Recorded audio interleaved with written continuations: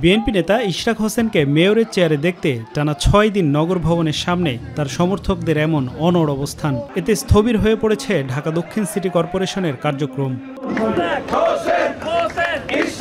নগর ভবনের গেট আটকে মঞ্চ করা হয়েছে, সেখানে দিনভর চলে সাংস্কৃতিক অনুষ্ঠান, দেখানো হয় জাদু।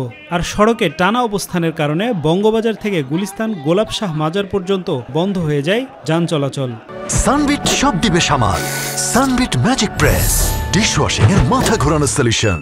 সিটি কর্পোরেশনের নির্বাচিত রায় দিয়েছে এবং নির্বাচন কমিশনার গেজেট প্রকাশ করেছে, কিন্তু কিছু কুচক্রী মহল আজকে বহুদিন যাবৎ এই রায়কে অমান্য করে তারা ইশরাক হোসেনকে এই সিটি কর্পোরেশনের দায়িত্ব এবং মেয়রের শপথ গ্রহণ করতেছে না। জনতা ইশরাক হোসেনকে এই সিটি কর্পোরেশনের মেয়র হিসাবে দেখতে চায়। আমরা এই দাবি নিয়ে আজকে সিটি কর্পোরেশনে আসছি, আগামীতে আসবো। যতদিন পর্যন্ত মেয়র নিশ্চিত না হবে ততদিন পর্যন্ত আমরা রাজপথ ছাড়বো না। আন্দোলনকারীরা মনে করেন নতুন মেয়র হিসেবে ইশরাক হোসেন দায়িত্ব নিলে মানুষ সহজে সেবা পাবেন।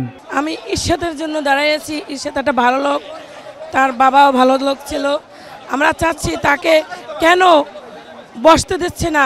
আইনগতভাবে মেয়র নির্বাচিত হয়েছেন, তার শপথ নিয়ে গড়িমসি হচ্ছে, তাই সমগ্র ঢাকাবাসী ইশরাক হোসেনকে মেয়র হিসাবে দেখতে চায়। এর জন্য সবাই রাজপথে নেমে এসেছে। এটিকে আমরা অত্যন্ত গভীর ষড়যন্ত্র বলে মনে করি। তাই ঢাকাবাসীর আমাদের দাবি অনতিবিলম্বে এই শপথ বাক্য পাঠ করাতে হবে।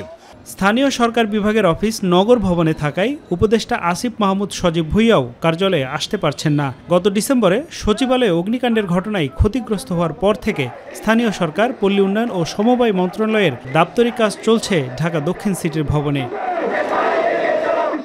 আফজাল হোসেন, মাই টিভি, ঢাকা।